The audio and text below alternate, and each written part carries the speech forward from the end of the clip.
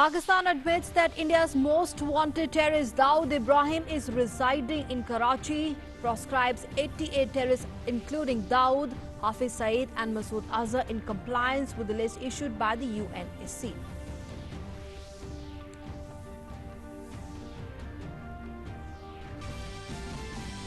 India rejects the reference to Jammu and Kashmir in the joint press release of the second round of China-Pakistan Foreign Minister Strategic Dialogue, says it's an integral and inalienable part of India and we expect the parties concerned to not interfere in the matters that are internal affairs of India.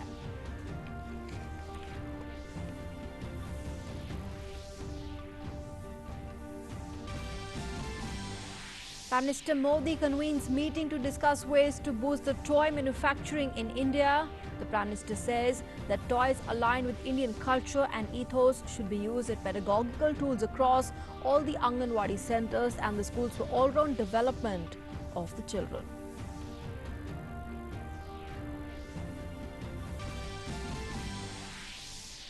Home Ministry asks all the states to ensure there is no restriction on interstate and intrastate movement of the persons and goods, calls such restrictions a violation of the Home Affairs Ministry guidelines, impacting supply chains and disrupting the economic activity and employment.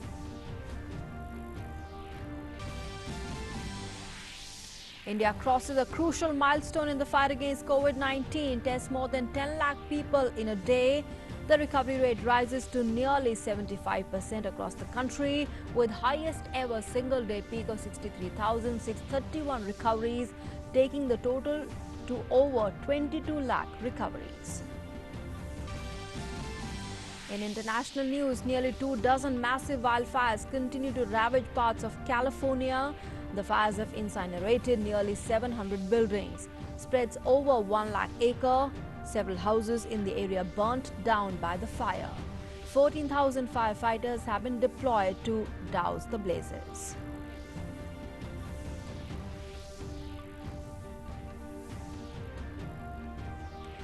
Hello and good morning. You're watching Doordarshan News with me, Nancy Kohli. A top story: in an effort aimed at wriggling out of the Financial Action Task Force's grey list, Pakistan has imposed financial sanctions on 88 banned terror groups and their leaders, including Hafiz Saeed, Masood Azhar and Dawood Ibrahim, by ordering the seizure of all their properties and freezing of the bank accounts.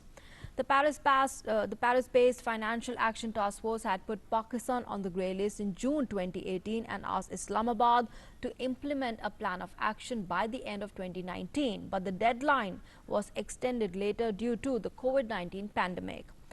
The Pakistan government has issued 2 notifications on 18th of August announcing sanctions on the key figures of terror outfits such as 2611 Mumbai attack mastermind and Jamaat-ud-Dawa chief Hafiz Saeed, Jaish-e-Mohammed chief Masood Azhar and underworld don Dawood Ibrahim.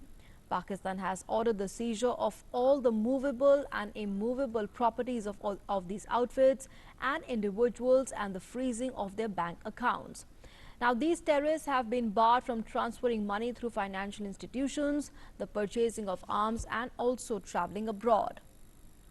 Dawood Ibrahim, who heads a vast and multifaceted illegal business, has emerged as India's most wanted terrorist after the 1993 Mumbai bombings. The notification lists various addresses of Dawood Ibrahim in Karachi. Earlier, the Pakistan government had been in fact delaying and not denying the whereabouts of Dawood Ibrahim.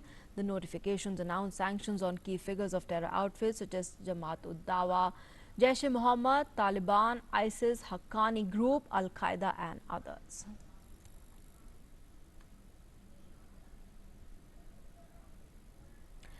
And though various sanctions were in place against almost all of those listed by the UNSC, the Pakistan government, through the new notifications, has consolidated and documented the previously announced measures.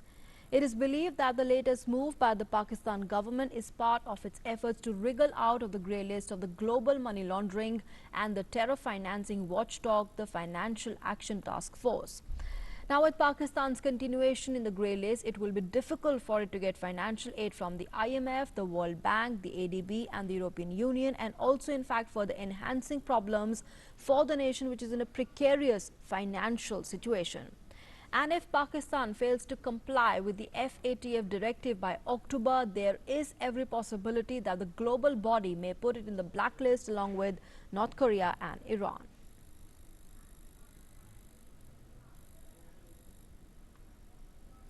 And let's now go across to our correspondent Amritpal Singh to get more perspective on this. Amrit, good morning. Pakistan has for the first time acknowledged, the presence of these terrorists on its soil.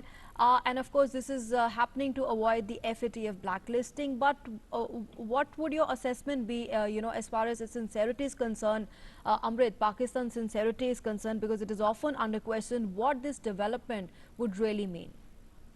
Well, you are right in reading it as Pakistan trying to wriggle out of the FATF action, which is imminent, and which, if they do not, continue to take action against terrorist operations happening from its soil, and the FATF, which is a Paris-based organization, continues to scrutinize the country's actions. So it is basically the move is a part of it's seemingly fulfilling its commitment to the FATF to take action against terrorist activities and money laundering that happens from its soil. What it means is that on paper it means that Dawood Ibrahim, Zakir Rahman Lakwi, Maulana Masood Azhar, these people who are part of the 88 individuals and organizations which they have declared in its own list as terrorists. They'll be under an assets freeze, a travel ban, and an arms embargo, which will be as per the UN Security Council's designations. But now what we need to see is that if the Pakistani counter-terror authorities do follow through on the order and add these names from the UN listing to their own national terror listing, and do actually take action to prosecute them, to bring them to book, and if they follow the SRO, the statutory regulatory order to designate these terrorists and take action against under the NACTA, Schedule 4 of the prescribed persons of the National Counterterrorism Authority of Pakistan. Do they put them on their own lists and then go through run the whole course? Yes. So that remains to be seen. All right, Amrit, and what would you assess in terms of this playing out now globally? Because, pressure on Pakistan has been building more than ever from across the world to act on terrorists operating from its soil. And many would now argue that he's not been put on Pakistan's national terror list, like you also mentioned. So how are you seeing this, playing out, panning out across the globe in the near future? I'm sure the world will be very, very closely watching. And India will do its part by raising this issue at various international fora where terror comes into sharp focus, and saying that the sham that Pakistan, or the hogwash that Pakistan does to fool the international community. But I think the world will be very closely scrutinizing, especially the FATF, when it comes up to in October. But the only ray of hope now, or the silver lining in this whole thing, is that finally after 29 years, the Mumbai blasts accused Dawood Ibrahim is now at least they've accepted that he owns properties in Karachi. He has 5 passports, though they've called it misuse. So that seems a bit of obfuscation, because they have been, giving various statements, though there were notifications of 2015 and 2017, which did make a slight reference to that. But if they do follow that up, then they'll have to give him to the Interpol. He's a wanted terrorist in India. So at least they're calling Dawood Ibrahim a terrorist now. Absolutely. All right, Amrit, thanks very much for joining us for the moment and putting these developments into perspective for us. Thanks very much. And let's also now listen in to what the BJP spokesperson Shahnawaz Hussain had to say on Pakistan's admission of guilt. Pakistan ने जितने गुनाह किए हैं उस पर मजबूरी के तहत वो ये मान रहा है। अगर वो मजबूर ना होता, आतंकी देश घोषित होने के करागर पर ना होता, अगर नरेंद्र मोदी जी की सरकार ने पूरे दुनिया में अपनी कूटनीति से पाकिस्तान को घेरा ना होता, तो पाकिस्तान आज स्वीकार नहीं करता कि दुनिया में जो बड़ा टेररिस्ट है जिसने मुंबई ब्लास्ट करके बहुत से लोगों की जान ली, वो पाकिस्तान में छुपा है और पाकिस्तान की आईएसआई आज तक उसको पालती और पोसती रही है। And India has categorically rejected the reference to Jammu and Kashmir in the joint press release of the second round of China-Pakistan foreign ministers' strategic dialogue. In a response to a media query, the External Affairs Ministry spokesperson has said that Jammu Kashmir is an integral and inalienable part of India, and the country expects the parties concerned to not interfere in the matters that are internal affairs of India. He also reiterated India's consistent position on the so-called China-Pakistan Economic Corridor, the CPEC. The ministry spokesperson also said that India has repeatedly conveyed its concerns to both China and Pakistan on the projects in the so-called China-Pakistan Economic Corridor, which are in the territory of India that has been illegally occupied by Pakistan. He said India resolutely opposes actions by other countries that change the status quo in Pakistan-occupied Kashmir and calls on the parties concerned to cease such actions.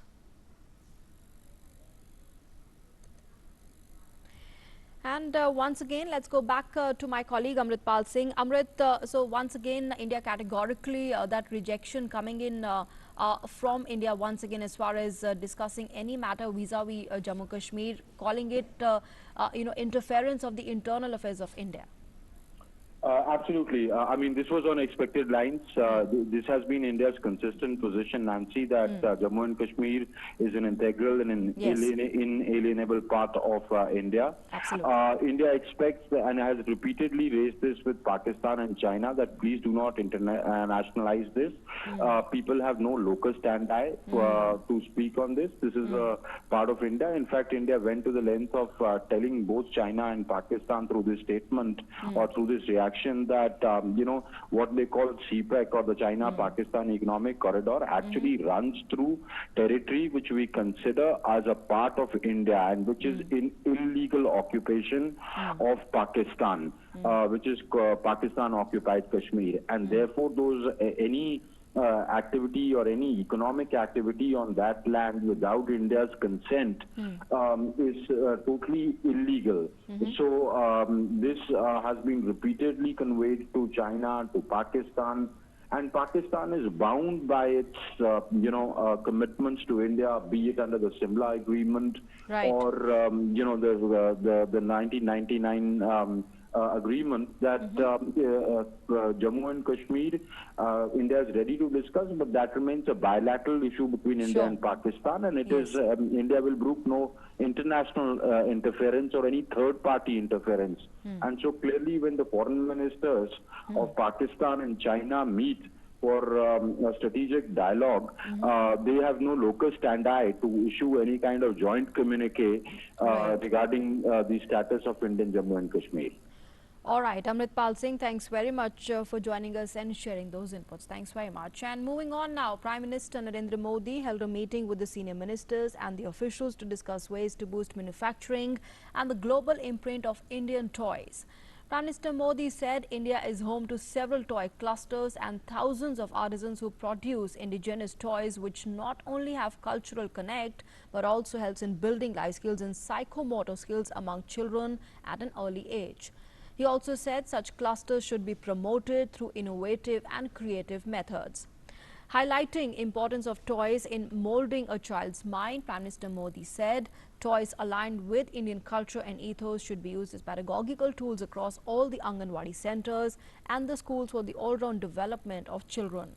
The Prime Minister even suggested that youth should be engaged to come out with innovative designs and toys that can instill a sense of pride towards national goals and achievements.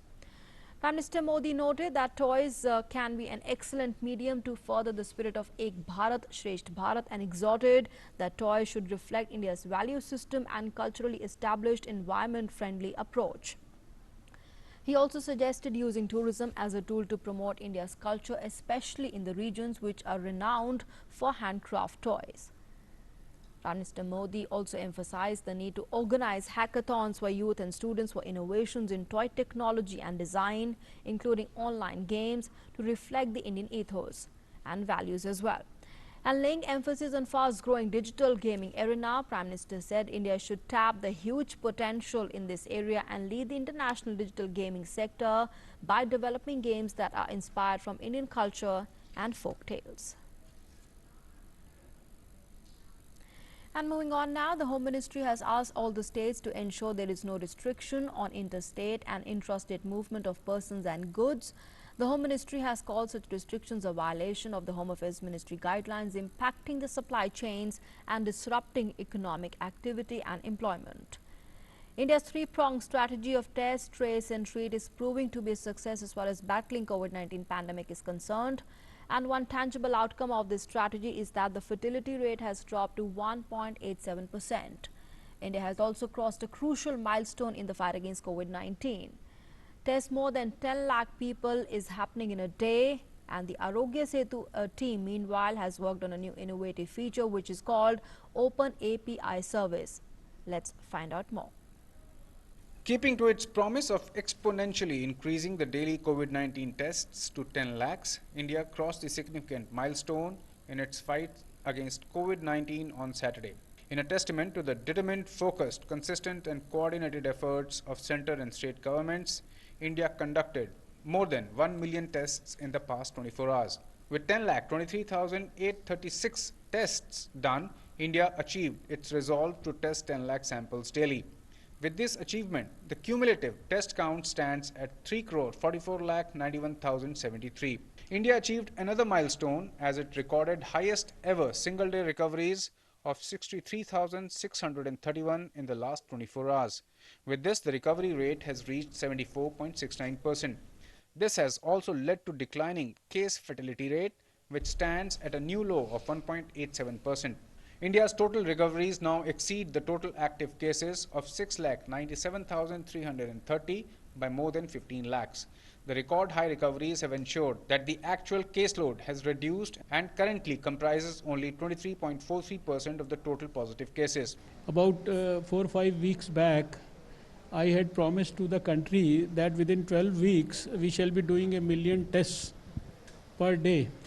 And today I am so happy to announce that yesterday, when we are almost 6 weeks away from the milestone that we had set for ourselves, we have already done 1 million tests yesterday. Continuing with upgradation of the infrastructure in fight against COVID-19, Union Health Minister Dr. Harshvardhan inaugurated an all-weather 10-bedded makeshift hospital in New Delhi on Saturday.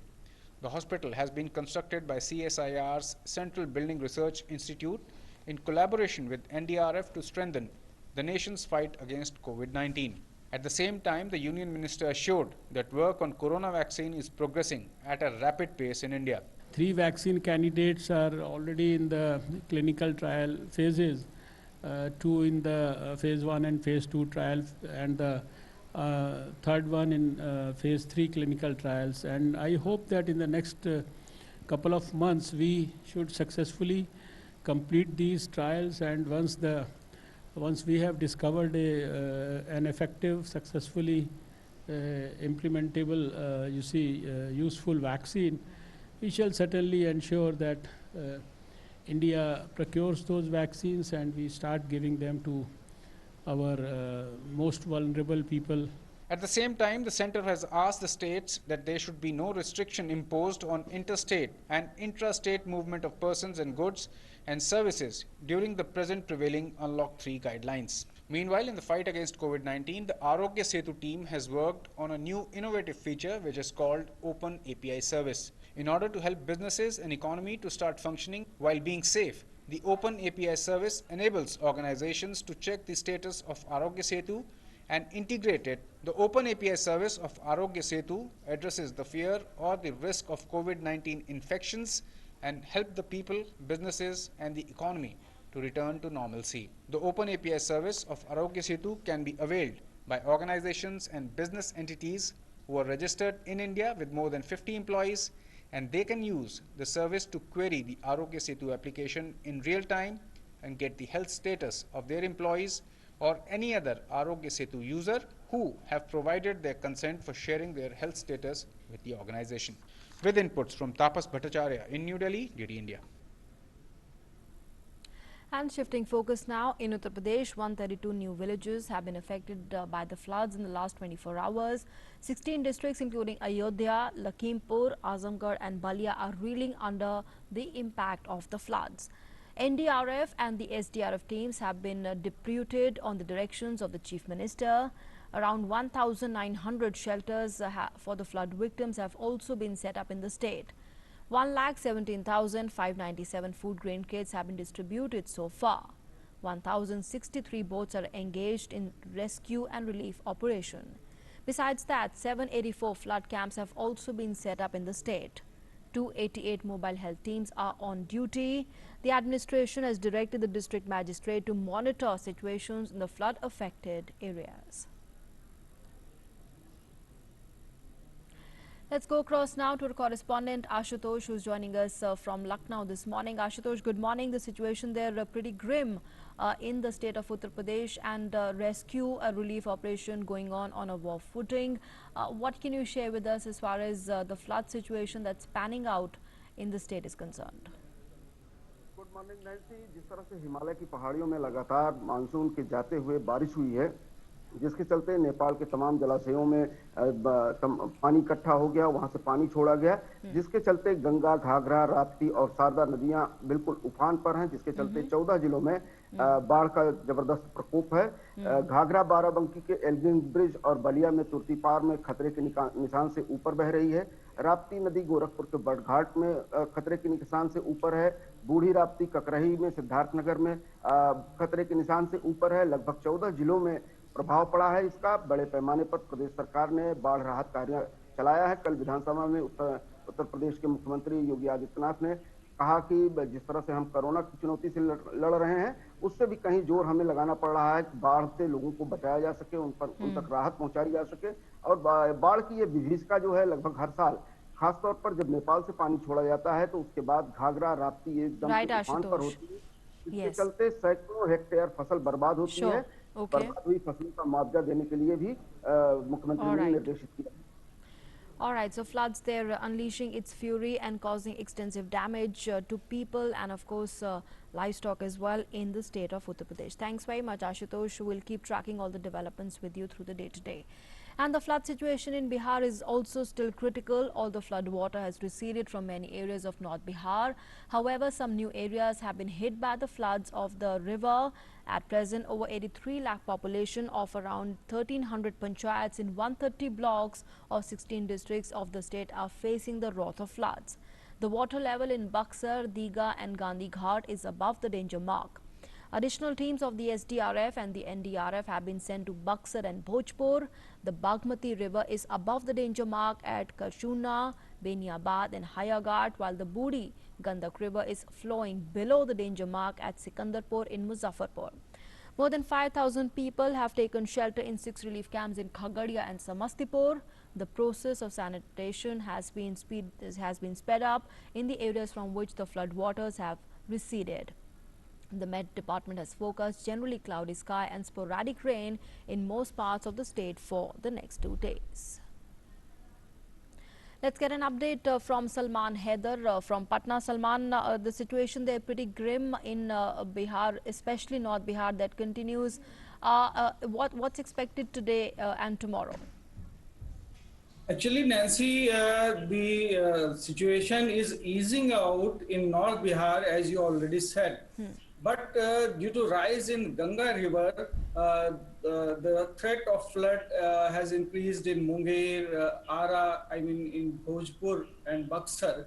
So the Ganga is continuously rising there. In Buxar, it is 12 centimeter above the danger mark. In Digha, it is 25 centimeter, and at Gandhi Ghat in Patna, it is 26 centimeters above the danger mark. So as far as the situation is concerned, 11 more panchayats have submerged in these areas. Yes. Taking the total to 1,333 panchayats in all. So the situation is still grim. Even as we are talking, the heavy inflow of water, heavy Okay. discharge from Gandak barrage is coming into those areas. So the situation is really grim right now All at right. present. All right, Yeah, Salman. Nancy. Okay. All right, Salman, thanks for those inputs and thanks for joining us. And moving on now to some international news. Well, a massive wildfire in Northern California has grown to become the second largest in the state history. Nearly 24 devastating wildfires continue to ravage parts of California, fueled by high temperatures and lightning strikes. The blazes have scorched nearly 1 million acres forest. At least 6 people are killed and nearly 700 buildings have been destroyed since the beginning of the lightning storm last week. Over 14,000 firefighters are deployed to contain the blazes, while the containment of the largest one still remains low. And with that, it's a wrap on this edition of the news. Thanks for being with us.